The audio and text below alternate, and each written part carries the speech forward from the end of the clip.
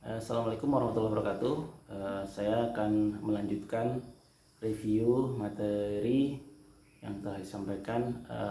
Yang terakhir adalah tentang manajemen pengolahan. Manajemen pengolahan yaitu proses pengolahan itu adalah kegiatan yang dilakukan pasca panen atau setelah panen baik komoditas sawit, karet, gula, dan teh. Secara garis besar itu proses pengolahan ini adalah input, proses, output. Input di sini adalah bahan baku atau jadi kalau di kita sendiri ya dari bahan baku sawit,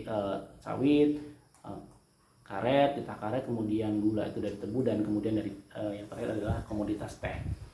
Prosesnya itu adalah proses pengolahan atau perlakuan terhadap bahan baku, di mana terdapat peralatan dan bahan kimia yang digunakan. Kemudian outputnya itu adalah produk yang dihasilkan, yaitu untuk sawit CPO, kemudian untuk karet itu ada produk SIR, produk RSS, kemudian dari tebu itu gula, dan yang terakhir teh. Dalam industri perkebunan terdapat 3 mata rantai yang saling berkaitan, yaitu di bagian on farm, jadi good agricultural practices, yaitu adanya persiapan lahan, bahan tanam, penanamannya, kemudian pemeliharaan tanaman, dan kemudian yang panen. Terus ada juga transportasi good handling practices, jadi pengangkutan, kemudian kapasitasnya, infrastruktur, kemudian waktu atau jadwal. Kemudian yang terakhir adalah off farm. Off farm itu good manufacturing practices. Di sini adalah bahan bakunya dari TBS atau dari bokar, tebu, dan teh. Terus kemudian proses pengolahan, suplai energi, maintenance, dan pengendalian mutu. Tolak ukur bagian pengolahan atau pabrik itu adalah pertama kapasitas, yang kedua adanya rendemen, yang ketiga losis, kemudian yang keempat mutu, dan yang terakhir adalah biaya olah. Apa sih kapasitas? Kapasitas olah. Kapasitas olah itu adalah kemampuan pabrik mengolah sejumlah bahan baku dalam satuan waktu. Kemudian apa sih namanya kapasitas terpasang? Kapasitas terpasang itu adalah kapasitas olah sesuai dengan mesin-mesin dan peralatan yang dipasang, baik itu di pabrik karet, sawit, teh, atau gula. Kemudian kapasitas utilisasi itu adalah kapasitas olah sesuai dengan kemampuan alat mesin dalam mengolah bahan baku. Rendemen. Rendemen adalah, jadi rendemen itu hasil akhir dari sejumlah produk yang diolah dibagi dengan kuantum input produk sebelum diolah dikalikan 100%. Terus faktor-faktor penentu rendemen kalau untuk di pabrik sendiri adalah pertama timbangan, akurasi pencatatannya, kemudian sortasi, kemudian pemisahan kontaminan, terus misalkan kalau untuk di sawit itu kayak berondolan, yang alosisnya, kemudian akurasi pengukuran hasil.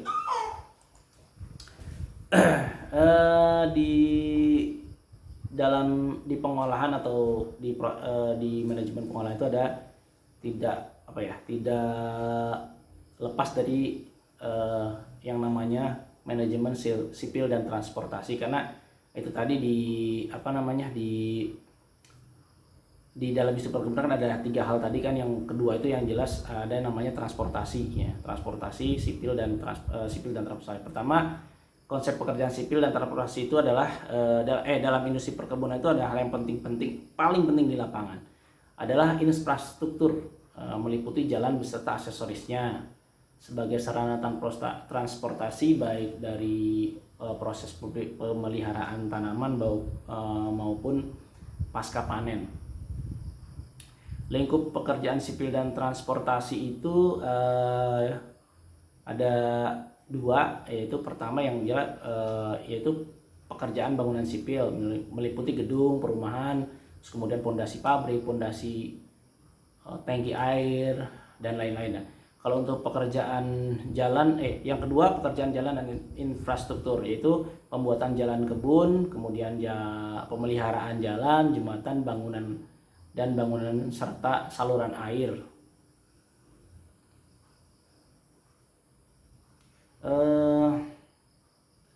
konsep agribisnis perkebunan. Konsep agribisnis perkebunan.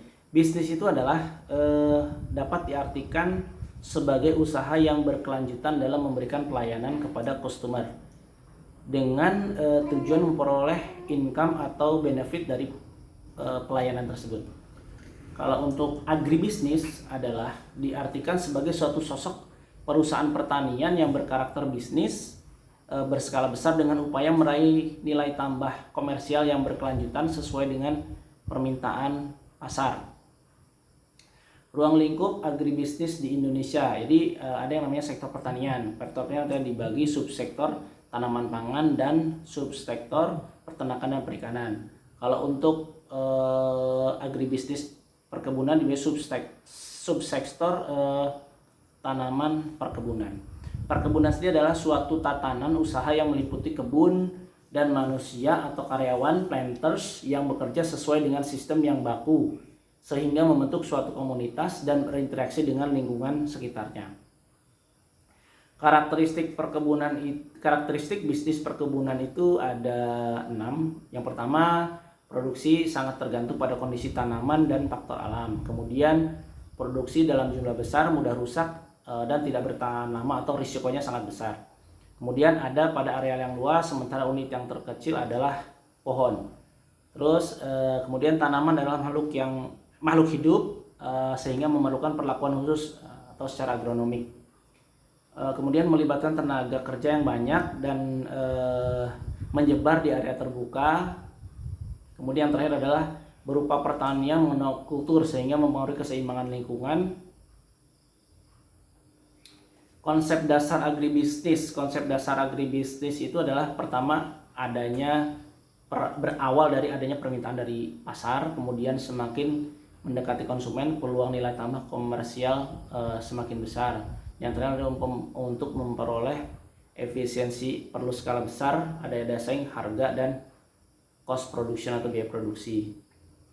Ciri-ciri agribisnis ada 4, yaitu pertama usaha mengejar nilai tambah komersial berbasis pertanian dan berorientasi pasar. Yang kedua tergantung pada tempat, lokasi, dan waktu. Yang ketiga untuk mencapai efisiensi memerlukan skala usaha yang besar. Dan yang 4 adalah memaksimalkan nilai tambah. Di dalam usaha perkebunan, di bisnis perkebunan terutama di pabrik, tidak lepas dari yang namanya SMK 3, jadi Sistem Manajemen Keselamatan dan Kesehatan Kerja. Definisi K3 itu menurut peraturan pemerintah nomor 50 tahun 2012 adalah pengertian keselamatan dan kesehatan kerja atau K3 adalah segala kegiatan untuk menjamin dan melindungi keselamatan dan kesehatan tenaga kerja melalui upaya pencegahan kecelakaan kerja dan penyakit akibat kerja. Nomor 2, menurut International Labour Organization ILO, SMK 3 adalah sebuah ilmu untuk antisipasi, rekognis, evaluasi, dan pengendalian bahaya yang muncul di tempat kerja yang dapat berdampak pada kesehatan dan kesejahteraan pekerja, serta dampak yang mungkin bisa dirasakan oleh komunitas sekitar atau lingkungan sekitar. Kemudian menurut OSAS 18001, semua kondisi lingkungan pada kerja dan faktor yang dapat berdampak pada keselamatan kesehatan kerja dari tenaga kerja maupun orang lain, kontraktor, pemasok, pengunjung, dan tamu di tempat kerja.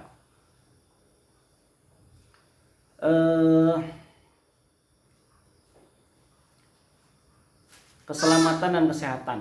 Pertama, keselamatan terhindarnya dari kecelakaan kerja dan cakupan K3 itu pengendalian bahaya sehingga tidak terjadi kecelakaan kerja. Kecelakaan kerja sendiri adalah kecelakaan atau kejadian yang tidak diinginkan atau tidak dikehendaki yang dapat menyebabkan korban jiwa dan harta. Kemudian kesehatan itu terhindarnya dari penyakit akibat kerja. Jadi cakupan K3-nya adalah melindungi dari penyakit akibat kerja. Umumnya penyakit kerja karena misalkan terpapar radiasi atau adanya lingkungan kerja yang pengaruh dari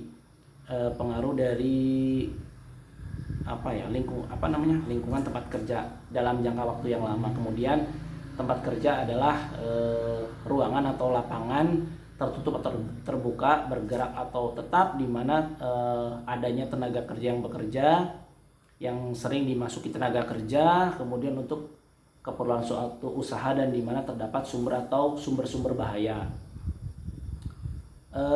Adanya insiden, accident, dan near miss. Insiden itu adalah semua kejadian yang tidak terduga, tidak biasa, dan tidak mengenakan. Untuk accident itu adalah suatu kejadian tidak terduga yang menimbulkan kecelakaan. Terus kemudian near miss adalah suatu kejadian yang terduga tidak menimbulkan kecelakaan. Ada unsafe condition dan unsafe acts. Unsafe condition adalah sebuah kondisi tempat kerja yang berpotensi menimbulkan kerugian. Kemudian kalau untuk unsafe action adalah segala tindakan yang berhubungan aktivitas bekerja yang berpotensi menimbulkan accident atau kecelakaan. Di bagian atau di proses pengolahan itu ada yang namanya sistem manajemen mutu. Apa sih mutu itu? Mutu itu adalah kualitas. Kualitas yaitu adalah kecocokan atau kesesuaian suatu produk dengan standar tertentu dan berdasarkan harapan konsumen. Mutu itu mencakup usaha untuk memenuhi dan melebihi harapan pelanggan. Kemudian mutu itu mencakup produk, tenaga kerja, proses, dan lingkungan. Kemudian mutu itu merupakan kondisi yang selalu berubah. Ada beberapa pengertian mutu menurut beberapa ahli. Ada misalnya seperti menurut Joseph Juran berpendapat bahwa mutu adalah kecocokan pengguna produk untuk memenuhi kebutuhan dan kepuasan pelanggan. Kemudian menurut Philip B. Crosby, mutu adalah kesesuaian dengan apa yang disyaratkan atau distandarkan. Dan yang ketiga menurut Garvin, mutu adalah suatu kondisi dinamis yang berhubungan dengan produk, manusia atau tenaga kerja, proses dan tugas, serta lingkungan yang memenuhi atau melebihi harapan pelanggan atau konsumen. Sistem manajemen mutu sendiri adalah sekumpulan prosedur yang terdokumentasi serta praktek-praktek standar untuk manajemen sistem yang bertujuan menjamin kesesuaian dari suatu proses dan produk, barang atau jasa terhadap kebutuhan dan persyaratan tertentu.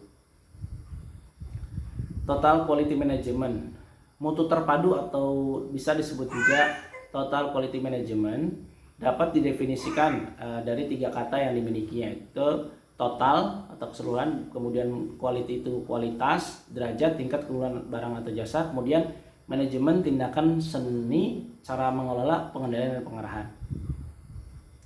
Dari tiga kata tersebut, definisi TQM atau Total Quality Management itu adalah suatu sistem manajemen yang berorientasi pada kepuasan pelanggan atau customer satisfaction dengan kegiatan yang diupayakan benar sekali, right first time, melalui perbaikan berkesinambungan atau continuous improvement dan motivasi karyawan. Total Quality Management tersebut itu merupakan suatu pendekatan dalam menjalankan usaha untuk memaksimalkan daya saing organisasi melalui perbaikan terus-menerus atau produk, jasa, tenaga kerja, proses, dan lingkungannya. Prinsip TQM atau Total Quality Management itu ada dasar 5 pilar. Ada 5 pilar. Yang pertama itu produk, yang kedua proses, yang ketiga organisasi, yang keempat kepemimpinan, dan yang terakhir adalah komitmen. Prinsip sistem manajemen mutu. Yang pertama adalah fokus kepada pelanggan, kemudian kedua kepemimpinan, ketiga itu keterlibatan personil, keempat itu pendekatan proses, kelima pendekatan sistem, keenam perbaikan berkelanjutan, kemudian 7 pendekatan faktual, dan yang terakhir adalah hubungan dengan pemasok yang saling menguntungkan. 8 prinsip tersebut itu harus menjadi mentalitas dasar untuk melaksanakan penerapan SMM atau sistem manajemen mutu. 8 prinsip SMM ini harus menjadi acuan dari pemegang peran, yaitu terkait dengan bagaimana sih pemimpin atau memimpin untuk menggerakkan, menjadi pengemudi atau driver, terus kemudian mengatur berbagai tugas, organisator, kemudian bagaimana mengendalikan dan menilai keberhasilan kerja suatu organisasi, jadi evaluator, kemudian bagaimana membangun hubungan antara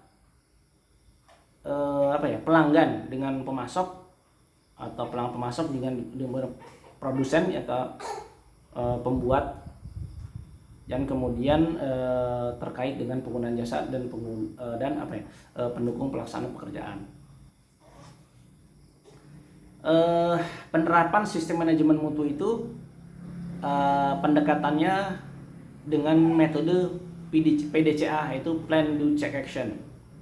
Jadi pendekatan PDCA dalam sistem manajemen mutu adalah memudahkan organisasi untuk menetapkan, perencanaan, melaksanakan penerapan dan memelihara kebijakan mutu. Konsep PDCA yang dikenalkan oleh W.E. Deming di era pengendalian mutu, jadi menggambarkan bahwa pengendalian mutu itu sebagai sebuah roda atau siklus yang berputar tanpa ada habisnya. Jadi terus menerus, jadi continuous improvement, berputar. Siklus PDCA sebagai dasar penerapan SMM. Yang pertama, plan itu apa sih yang harus dilakukan dan bagaimana menjalankannya. Kemudian do apa sih yang kerjakan apa yang telah direncanakan. Kemudian cek apa hasil yang terjadi sesuai dengan perencanaan. Kemudian action itu ya bagaimana tindak lanjut untuk meningkatkan di kemudian hari. Jadi melaksanakan seluruh rencana peningkatan perbaikan, termasuk perbaikan kelemahan yang telah ditemukan. Jadi berputar terus kembali, setelah di action kemudian direncanakan lagi, dilaksanakan lagi, dicek lagi, dilaksanakan lagi, dicek lagi, seperti itu. Demikian review materi yang bisa saya sampaikan. Kurang lebihnya saya mohon maaf. Terima kasih. Assalamualaikum warahmatullahi wabarakatuh.